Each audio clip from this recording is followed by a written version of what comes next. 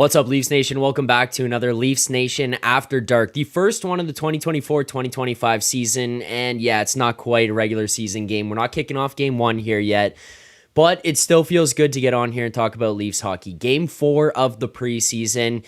You beat the Habs here tonight 2-1 in Montreal with a lineup that is basically a lot of AHL players and a couple of guys who are competing for spots or trying to show Craig Berube what they can do and how they could possibly fit in this team, or some guys in here as well who could show that they should be the next ones up who are going to get that call when it comes time if someone goes down from the Leafs or if someone's just not playing that well and you need someone to step up from the Marlies. Who's that guy going to be? This is your time to show them ahead of the season, show them in person so it's not just on tape and based on what other guys in the organization are saying about you. You can make that impression. That's kind of what the Leafs had sent here tonight. That's the lineup that they sent out to Montreal. And the Habs, on the other hand, if you're a Habs fan, I mean, this is a tough one to swallow where you're looking out there at a lineup of most of your NHL players and you lose Reinbacher 40 seconds into the game, gone down the tunnel, never returns. Patrick Laine within the first 4 minutes of the game for the Habs there does not come back. Looks like that's going to be a significant injury for him, going to last him a while. That's a significant loss for the Habs and tough for a guy who's looking to kind of rejuvenate his career, turn it around, figure out if he can get himself back into the groove that he was in the early years when he was in Winnipeg there and trying to figure things out. Taking a significant knee injury like that, it's going to be a tough road to come back from, and a little bit of a dagger there for the people in Montreal who are expecting at least some sort of excitement this season. Outside of that, they lose Arbor Jackeye pretty quickly there as well. It's just kind of a tough one, but I think that the Leafs played a real good preseason game for what you're looking for kind of how you're trying to implement some of these systems and how some of those things are going to come through. I think some of what we saw out of some of these guys in this lineup was interesting. We'll get into some of the different guys who are going to be competing for spots and who have maybe made some headlines for themselves over the summer. But before we get into all of that, I want to remind you guys, if you are watching right now, please make sure to hit that like button, subscribe here to the channel, turn on notifications, whatever you got to do. The Leafs season, regular season that is right around the corner. Here on the After Dark show, we've got tonight's show, we've got next Saturday's preseason game that we're going to do at the end. And then we're also going to be doing Morning Take, 2 shows this week, and then next week we're right back into it. Monday through Friday, 11 a.m. right here on this channel. Nick, Rosie, Carter Hutton, Anthony Stewart, all those guys are going to be popping through here, talking about this Leafs team, breaking down the games from the night before. I'll be on for the After Dark shows, talking about everything that's gone on in the game in real time, having some of those guys come through my channel, having you guys call in from the chat here as well. All of that is going to be incorporated in the show, and it's all going to be kicking up in the next week. So make sure you're subscribed to the channel. We don't want you guys missing a single thing as it's going on and as this season gets underway. As we get into tonight's game here, this 2-1 win, I do want to very quickly kind of just set some expectations in the chat and some things if you guys are going to talk about or are going to ask me about whatever is going to go on throughout the course of the stream here tonight. I don't care, win or lose. I really don't. And the first game that I was lucky enough to go to, the Leafs played the Sens in Toronto here when they iced the full team and the Sens sent out their AHL team or whatever. Yeah, it's going to be concerning and people are going to dunk on Leafs fans and say, well, you lost to an AHL team, an ECHL team. I don't care about these guys going out there and winning that game because in reality, this is not ever going to be one of those mindsets for these guys or types of games you're going to go into with the mindset of, hey, we got to go all out to try to win this game. You're trying to get yourself ready to get back to regular season action, working your way back up to that full speed, the full pace, all of that. Like you're trying to get yourself back up to that level. You don't care about the wins. You don't care about trying to go into a corner and take an unnecessary hit in a preseason game. At this point, you're just trying to stay healthy, be ready to go for game one. So I don't care about the wins and the losses. What I'm looking for is more some stuff with Berube. I'm looking for special teams, especially with new coaches here. I want to know how they're going to line up, how they're going to position themselves, if it's going to look differently, feel differently, is the pace, the tempo, all that kind of stuff going to be different from what we've seen in the past couple of years? Is the demeanor from Craig Berube different? Is the way that the players respond to it different? I'm interested in those things. So we'll talk about some of that throughout the show here tonight as well. I am also interested in... I'm also just kind of interested in some of the goalie stuff that we're going to see, because Dennis Hildeby was a guy that I was really excited about.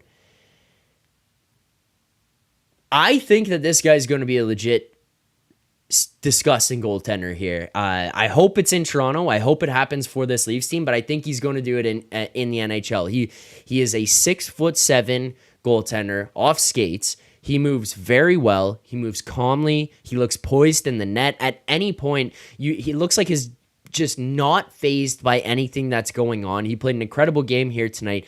Makes 26 saves on 27 shots by the Habs. The one goal that goes in, I mean, what are you going to do? It's a great pass by Laine Hudson to Kirby Dach standing backdoor, and it's tipped into the net, and Hildeby has no stick. It's also extra man for the Habs out there on the ice. So, I think that he played a really good game here tonight. He gets a full game action playing against the Habs team that's going to, for the most part, be the team that they ice when they get to game one of the regular season. So for him to come in here, play like that, especially behind the group that we've kind of discussed that went out there for the Leafs tonight, impressive game. I was impressed with what I saw from him. I was happy with the way he performed, all that kind of stuff. This was just a good, fun game to watch Dennis Hildeby in net and what he did. I want to kind of get into the Nick Robertson stuff, and I'm interested in what you guys think in the chat. If anyone wants to call in and give your thoughts on Nick Robertson, whether or not he's going to make this team, how he played, what you would do with him, I would be interested. Send a message, whether it's on Twitter, whatever. Tag us in the tweets. So find a way to get you a link so that you guys can call into the show. But Nick Robertson is an interesting case. I'm watching the last game. I watched the play that he does with Nylander where he pushes him. Nylander falls, goes head first. He leaves the game, head injury, whatever. Obviously precautionary more than anything. And it's like, yeah, that's a play that happens a lot. But regardless, that's still kind of a stupid play. It's just an unnecessary play in a preseason game, and also a little bit lacking awareness given that it wasn't really a back check anymore. The Leafs are regrouping with the puck and turning up ice. So some of that was just kind of like, what the hell are we thinking? What are we doing? But then he goes out in the second period, has an incredible second period, and scores a goal. Well, this is a guy who we have all known is capable of scoring. And we've gotten in discussions here in the chat. We've had people call in. We've had this conversation over and over and over again. The problem with Nick Robertson is that he doesn't really do anything else outside of the scoring. So when he doesn't score, he's not really providing much to your lineup. He's not providing much else to the game. And there are a lot of times where he doesn't score. So what is Nick Robertson offering you in this lineup? How is he going to be an impact player? Why is he a guy that Sheldon Keefe in the past should have been putting in this lineup on a nightly basis? Obviously, there was a rift there. He didn't like Keefe. Keefe didn't like him. There's a reason he wasn't able to play into this lineup on a consistent basis. There was a reason Sheldon Keefe didn't want him in, night out. And whether or not you think he should have got more opportunity is up to you. Sheldon Keefe and the coaching staff here pretty unanimously didn't think so. Craig Berube comes in and feels like, hey, this might be an opportunity for things to be different, for him to get a different look, for him to have a new, fresh set of eyes on him behind the bench in Craig Berube. And yet, as he goes to go into the season, he says, I want to trade. I want out of here. I have no issue with trading Nick Robertson. He's a guy that I kept looking at and saying, you know what? He's going to go somewhere else, and he's going to score goals. He's going to be a really skilled player. He's going to be successful. How impactful is he going to be elsewhere? It's going to be situational. He's not making this top six. Matthew Knies ahead of him. Pacioretty comes in here now. Easton Cowan's pushing his way up. Max Domi's in this lineup. Between the core four, Knies, Domi, Bobby McMahon finding his way in, Tyler Bertuzzi being in here last year, there was just no room. It was not going to work. And then his style of play doesn't work in the bottom six. So you've got to add other tools. I don't know that he's added those tools this season.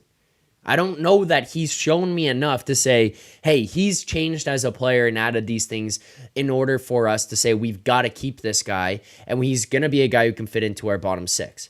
And then on top of that, if he's going to be in the bottom six, does he want to stay here in a bottom six role? Would he rather go to another team and try things out there if he thinks he can be this exceptional player, a guy who can put up a ton of points, a ton of goals, whatever? I don't think that he would want to stay in this situation. Clearly, it means a little bit more to him to have an opportunity to go out there and prove himself and be put up into a higher role and have more responsibility, take on more, and I understand that. I get that. He's not going to fit into the bottom six if he plays like he did last year and the year before, and he's not going to ever fit into the top. It's just not going to happen for Nick Robertson. The way that he's played here in the preseason has been very intriguing because I feel like it's going to push Leafs fans everywhere to start to feel like, hey, this is a guy we've got to keep. And I understand why, because you're looking at this kid out there who's buzzing and we kept saying, hey, he can score goals. He can be a goal scorer. He can be a skilled player. It just had never really come through yet. We hadn't seen it on a consistent basis. And now all of a sudden it's happening. I'm going to play a little bit of devil's advocate. He's playing really well. He scored a couple of goals. This might be the time to sell on him. What happens if you go through the first couple of games of the season and he doesn't play well? He plays like he did last season. What happens if he goes through and Craig Berube says, I can't trust this guy. I can't fit him into some of these lines. I can't find minutes for himself. What if he turns to be defensively liable in situations where we don't need, and now all of a sudden his value is going to start to diminish? It feels as though Nick Robertson may not have taken enough of a step myself for him to fit into this lineup for the full 82 games. I think he will probably be here for game one, but I think they should be looking for an opportunity to move on from him if possible, because the way that he's played so far, and if he continues to play like this throughout the rest of the season or preseason, he might start to look pretty desirable to some other teams. Like, you're looking at Nick Robertson right now, who's just signed a deal with this Leafs team. He was an RFA. He demanded a trade. He couldn't get out. So basically he was like, okay, I need a contract so that I can go to camp. Signs a pretty cheap deal to stay here with the team, with the group, come back. This might be another opportunity for some other team to come in over the top and say, we got to have that guy. We can add him. We can find something for him. It saves you a little bit of cap. Saves you a roster spot for someone else that you might be looking to fit in here. Frees things up a little bit. And then maybe you can go and get draft picks, compensation for that. We're just going to sit and wait on this guy to develop and turn into something. How long do we need to wait? Jonathan Stewart in the chat. Yeah, buddy, you're completely clueless with these Robertson takes. LMAO.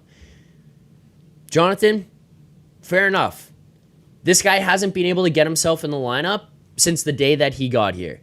Whether you want to blame COVID for not being able to develop and get through some of this stuff, that's fine. That's up to you.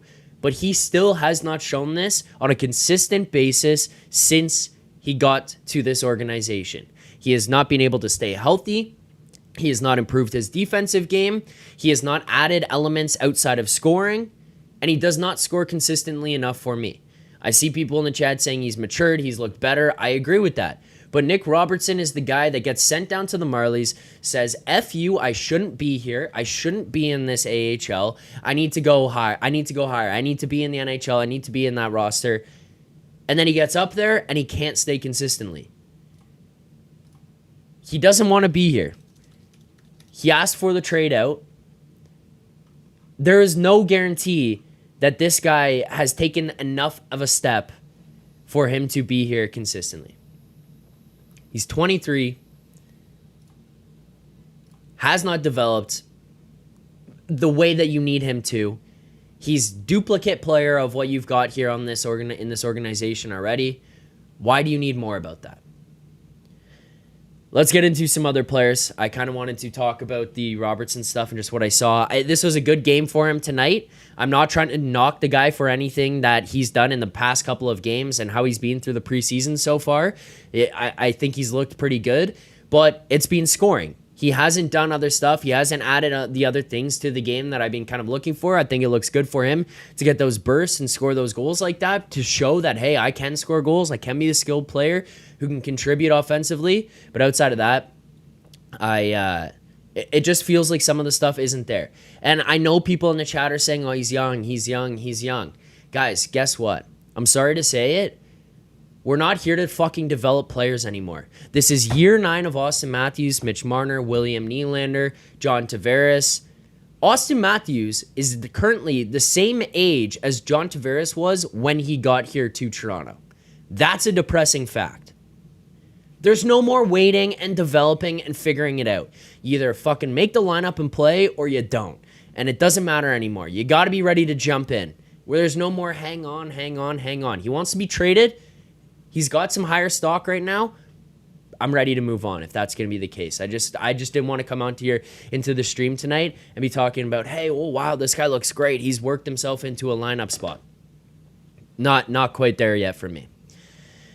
Couple other players that we saw here play tonight. I want to talk about Matthew Knies a little bit, because when you're going to talk about Nick Robertson and he's young, and oh, he looks mature.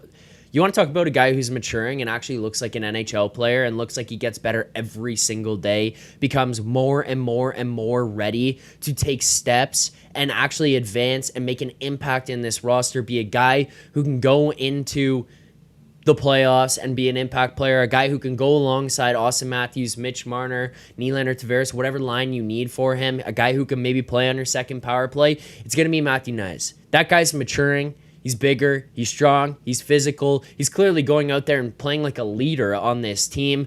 Like, that is a guy who's taking steps, and he looked good here tonight again. I think he played a pretty strong game. Him and Holmberg combining for a pretty great play that leads to the second Robertson goal. Strong play on the wall in the defensive zone. You're inside the blue line, winning battles, get the puck up and out of the zone, outside the blue line, get it out.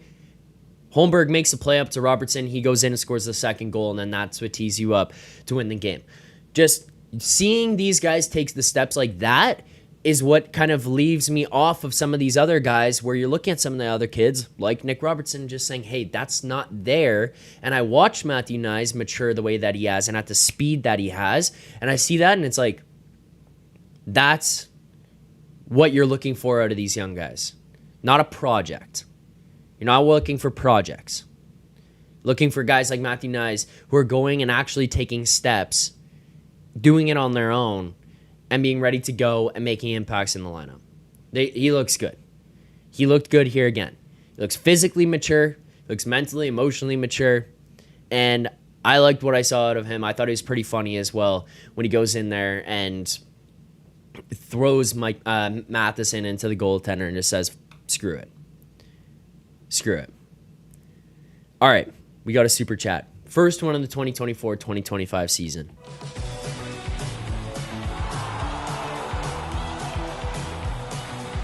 Super chat here, Rick Robitaille. Rick with the Oilers logo. Thank you for the super chat, Rick. Rick says, nice, with the Canadian flag. Thank you, Rick. Appreciate that. A couple other things as well. I see we're at 240 concurrent viewers right now, way more than I kind of anticipated for a random preseason game here. I appreciate you guys. I appreciate you guys for all showing up for this one. We'll be back again next Saturday to break down that game, and then we'll be back right in full swing of things October 9th for the first game of the regular season.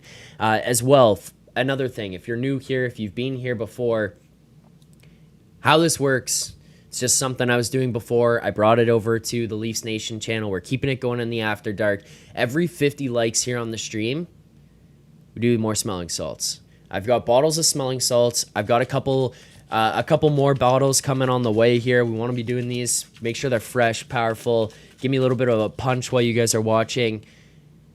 Every 50 likes, we'll do the smelling salts. We also did get our first set of 50 likes here on the stream tonight, so I appreciate you guys all for liking the stream as well. Make sure to hit that if you haven't already. Let's hit the smelling salts. Thank you guys. Keep hitting like. Let's get to 100. Well, let's do it at least one more time here on the stream. Thank you.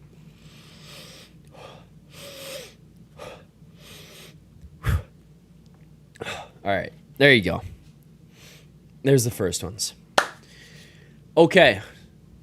One thing that I want to talk about off the ice, still relative to this team here, obviously, Craig Berube.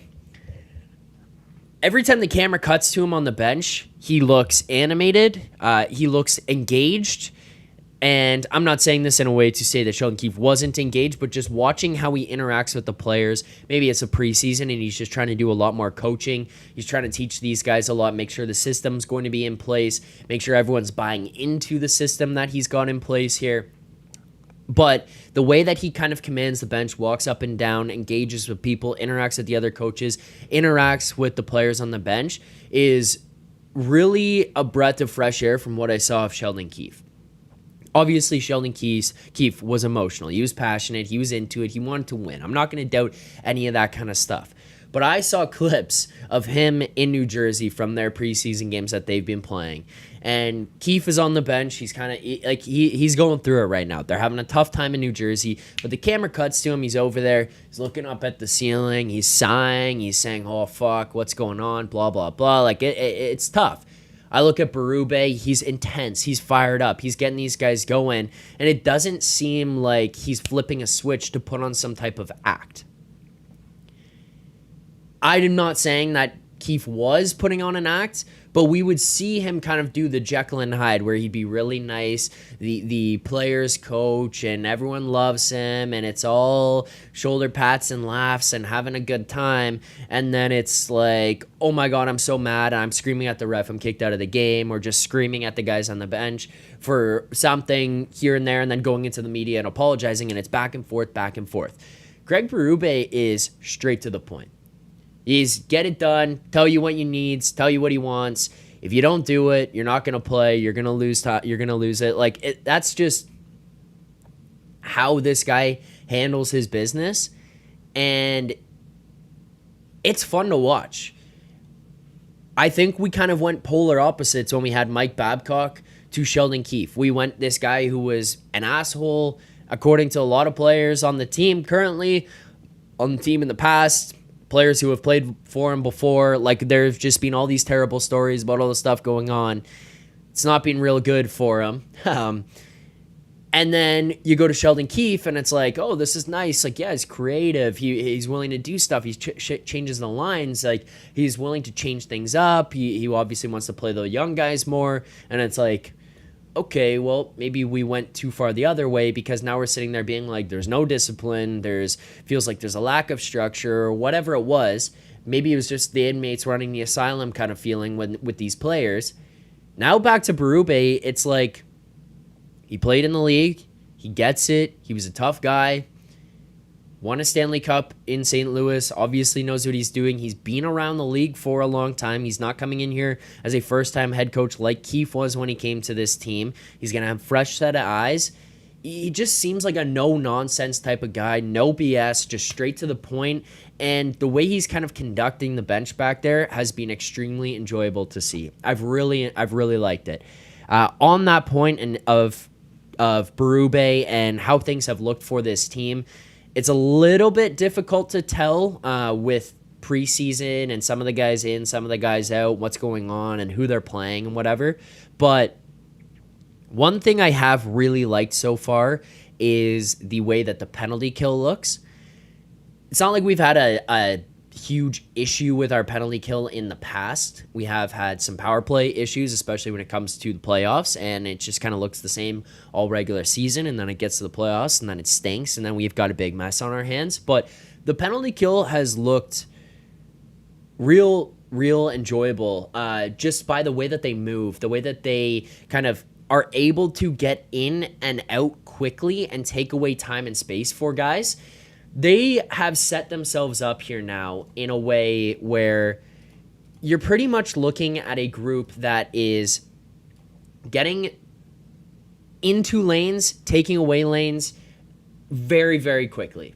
If we kind of switch over here and pull up the board that I can pull up, just briefly, kind of one thing that I was looking at with this group, the way that they're setting up, you're getting a forward. Let's say the puck's out here at the point. You're getting for the other team. You're gonna get their D with the puck. They've got a D over in the middle, right? They're gonna have some forward in one spot here, a forward maybe down low, and then a forward in the slot. The way that the Leafs have set this up right now is they've got the one guy out pressuring the puck carrier. They've got another guy slotted back in here, a defenseman kind of tucked away into this spot, more or less guarding that winger, covering that winger, and then another defenseman here. They're very quickly taking away time and space from the other team, taking away lanes. This is a little bit different. It's not drastically different from what we saw before, but it is a little bit different from Keefe's. I'm not saying that this penalty kill needed to improve either, so don't get me wrong there. Like, I'm just kind of talking about what I've seen so far from what he's implemented. And they move fast. They move very fast. One thing that I notice is, like, this puck goes across that defenseman, pop out, right back in. Everyone obviously on the ice shifts, and then it's back. And you're heavy loading over to one side every time to where the puck is to kind of suffocate that side of the ice and not allow them to just freely move the puck around the zone anymore. Obviously, you know, we can get Rosie on, we'll get Hutz and Anthony Stewart on to help break this down a little bit more in depth when those guys come on as well.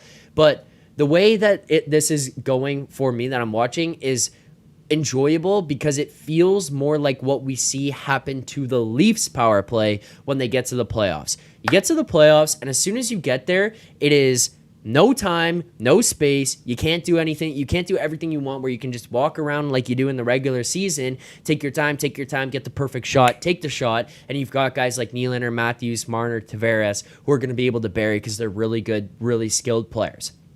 They get to the playoffs, it's taken away fast. This penalty kill that's being run by the Leafs feels like what they have had happen to them when they get to the playoffs. We'll see what happens as it goes, and I want to watch it more with the guys who are going to be in the lineup regularly, but very obviously this is the system that's going to be run. It's going to be run for the Leafs. It's going to be run for the Marlies. Like, that's just how it's going to go top down. Everyone in the organization is going to know it. That's why these guys who are playing in these preseason games, who we know aren't going to be playing for the Leafs, are operating this way. It's interesting. That was one thing I just kind of picked up on in the last game and then really noticed it here tonight. You go 7 for 7 on the penalty kill in a game that there was a billion penalties.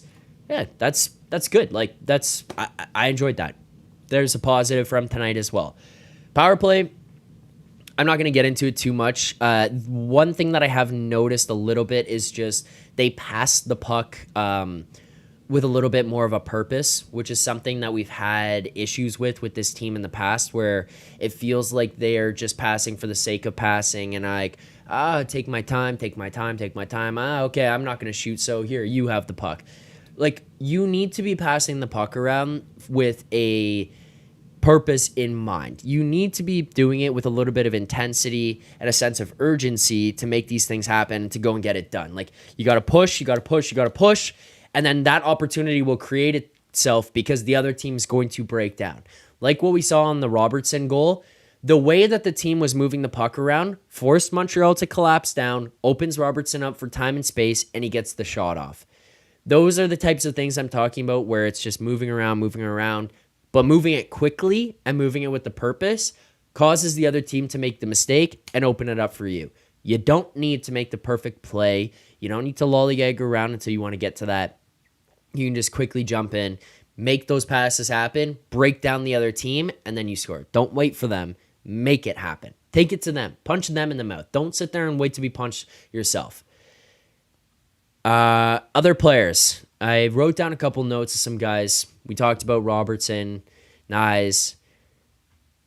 I want to talk about one more thing that I saw, and then we will get into the big thing that happened in the game here tonight. I'll give my thoughts just I don't know why. I mean, people are going to get pissed off about them, but I'll give them. Let's talk about Timmins. Timmins has really kind of lost the luster for me. When he first came here, I was really intrigued. He stepped into the lineup. He looked really good. He was fun to watch. He was creating offense. He wasn't a defensive liability. It was enjoyable. He was a cheap guy. He was a project. It was someone that we were going to look at and be like, okay, how are we going to make this work? It really feels like at this point he's just odd man out. He's the guy on the outside looking in. You look at his contract, he's $1.1 million. It's not like that cap is killing you, but for a guy that I think is probably like 7, maybe even pushing to 8, it's just I don't see the need for him to be in the lineup or with this group. I feel like you might see him go down to the Marlies. I think that he probably just get claimed off waivers. So maybe it's a guy that you're going to look to try to trade. You're limited on roster spots. You're limited on cap. I like Lawrence. Reeves is going to be here. I don't think Cowan's making this team. Pacioretty's going to make it. Where are the spots coming from? Where are these roster spots coming from? You're going to have to move people. To me, he's an expendable piece. I look at some of the other guys who are coming up, some of the guys who are playing with the Marlies, and it feels like some of them might be even equivalent or ready to take a step, mature a little bit, and be able to jump in. And it's not like I hate Timmins and think he stinks. I just think that he is an expendable piece for what we have. I think that if you're going to look at any of the guys in this roster and someone could go, it's going to be him. He's really not impressed me. He's having some real brain dead plays, which you kind of feel like shouldn't be happening for a guy who is technically a veteran playing in some of these games with some of the other kids. He should be leading and being able to take those steps, avoid maybe making some of these just rookie or very early on mistakes or shaky mistakes. Like that shouldn't be happening from a guy like that. I don't know. I feel like he's just outside looking in. I just want to get that out there and say and kind of give my thoughts on where some of these guys are going to be and how this lineup will start to shake out. Other guy, also here, let's get to this. Super chat here from Tammy.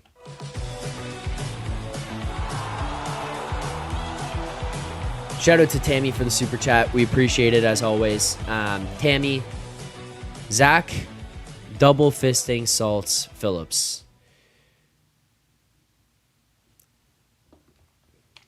I do have 2 bottles of salts here. We need 100 likes though. I appreciate the super chat, Tammy, but if you want the double fisting, 100 likes for the first preseason stream of like 230 people in here watching, 100 likes, you know what, that's worth it. We'll do the double fist, but you got to get to the 100 likes by the end of the stream. 15 away. So I hit the like. Thank you though, Tammy, for the super chat. Appreciate that. The other guy that I want to talk about, because I haven't really got to talk about him yet, Grabenkin. Did not know what to expect with this kid. Heard about him via Twitter, heard about him reading the articles over at the LeafsNation.com, like reading all the articles that our writers are putting out, the amazing stuff those guys are doing. I'm reading stuff online about what he's doing in the KHL, checking stats. Like, it all looks good. You never really know how it's going to translate. He's also a kid. This guy's awesome. Like, I don't know that he's going to make the team. He's in a tough spot there outside looking in as well. I don't think he's far off. I think you look at some of those guys that are going to be in the Marlies looking for a call up and kind of knocking on the door saying, give me my shot. A guy like Pontus Holmberg, Bobby McMahon, who are doing so. Those guys were playing in the Marlies, showed that they could be consistent, reliable players, dominated in their own essence in the Marlies, in the AHL, basically said, you cannot ignore me any longer. I need to come up to this NHL team because I am not an AHL player. I'm an NHL player.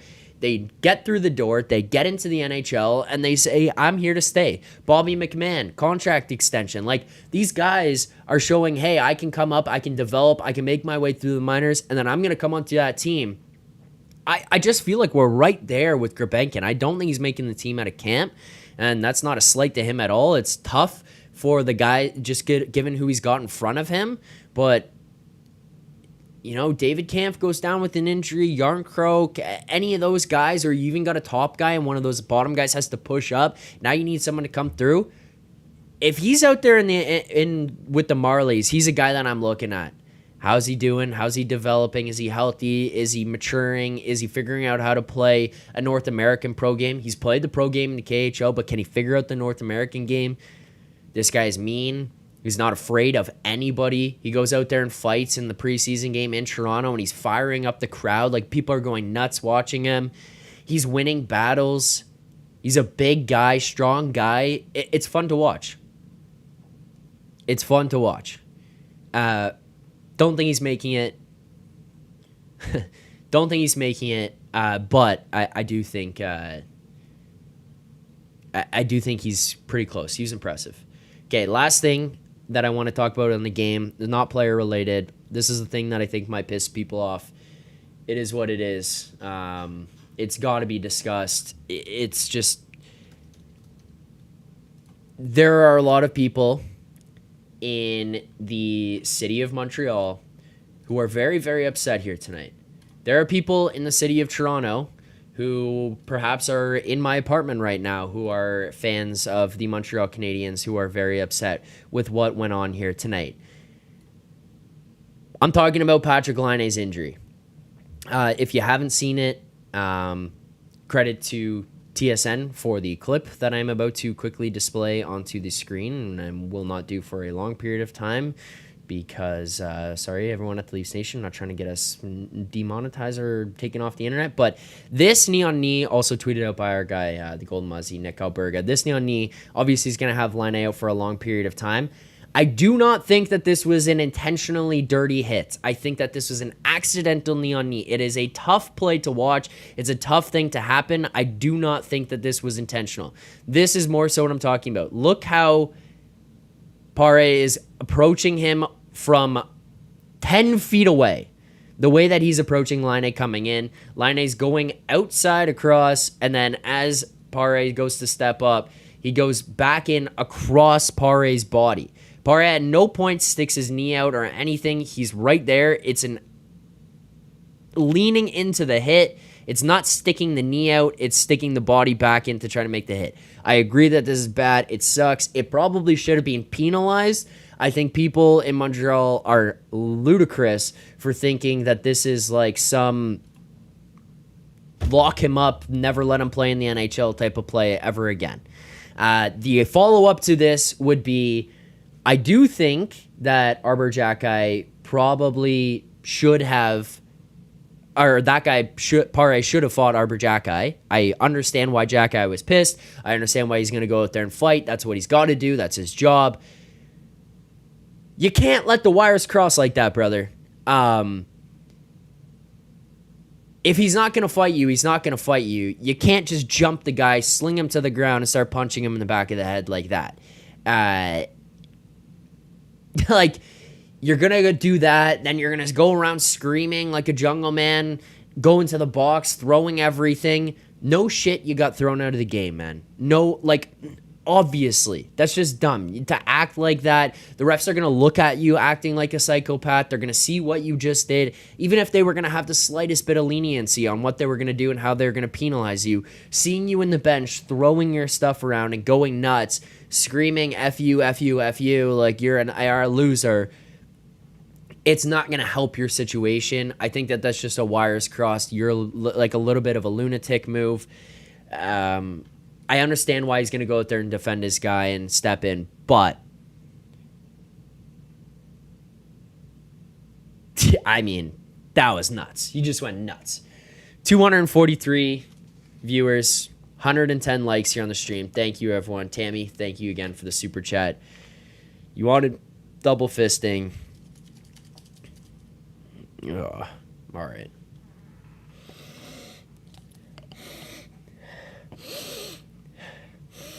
There you go. Triple sniff on double fisting. There you go. And also, by the way, with it, Ryan Reeves is going to definitely fight Jack Eye. Like, you just 100% know that that's going to happen once you get to it. It's 100% happening. All right.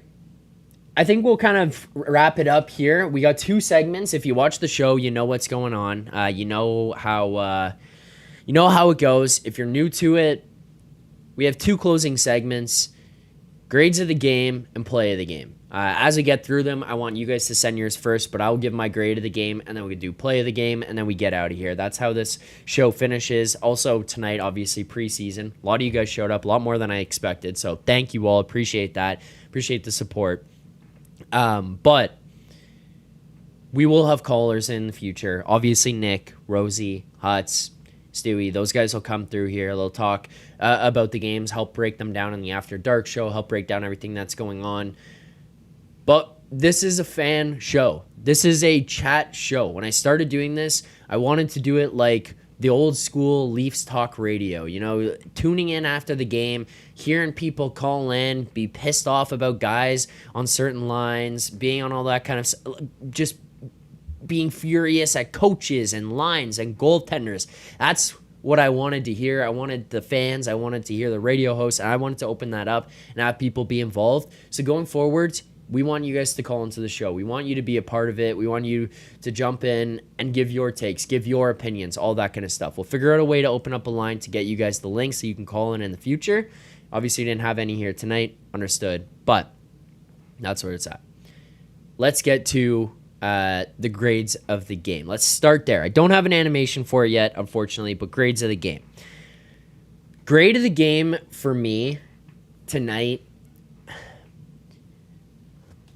I mean, I think I'm going to go with an A. The first thing I'm going to say is going to really piss off the Habs fans.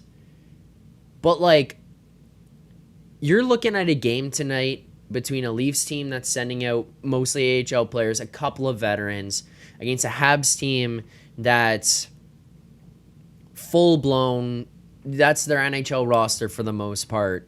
Both goaltenders are the guys you're going to see this year mostly. This game was like miso soup. It's not really filling. There's not really much satisfaction to it. You don't get what you want out of it to the same extent as a full meal. And there's a lot of salt. That's what this game was tonight. It was a miso soup. And I looked around and I watched a fairly bland, boring game. 8 minutes left in the second period. The shots are 12-12. There's not many crazy chances. There's a ton of penalties. But 7 for 7 on the penalty kill. Scored a power play goal. You got Nick Robertson involved. Gets 2 goals tonight. Hildeby played amazing. 26 for 27 saves. It's just a good night from a lot of those guys. The thing that I'm going to say that's going to piss off the Habs fans is that you got out of here healthy. You got no injuries. Habs, unfortunately, you're going to have to deal with some significant ones now. Hopefully not for Reinbacher. Laine, that one did not look good. But if you're a Leafs fan, you watch this. No one really gets injured. You get out of here healthy. You're all good. You move on to the next one. It's nice to see the team stepping up and being involved in the physical play like that, jumping in, defending each other, fighting. Slafkovsky and Rafai, that fight, I don't know if I'm saying that name right. Rafai. I've heard it in multiple ways. Apologies to him. I'll figure it out at some point here. But him jumping in and fighting Slafkovsky, who's a foot taller. You know, Myers stepping in and saying, hey, I'm a big guy. I can show you that I can fight too, going toe-to-toe with Josh Anderson. Like, you know what? Good for them. Hildeby, amazing. I like what I saw from the penalty kill, the way that the team played. That's where I'm at there. So I'll go with like an A. I think an A is a fair grade for a preseason game that just felt boring and slow and had a lot of AHL players, and you won. 7 for 7 on the penalty kill. You won. It's fine. Now we'll get to the final segment. As we get out of here, I want you guys to send yours in the chat. I want to know what your guys' thoughts are on tonight's game and what your favorite play of tonight's game was. I don't think you're going to guess mine. Let's get to our play of the game.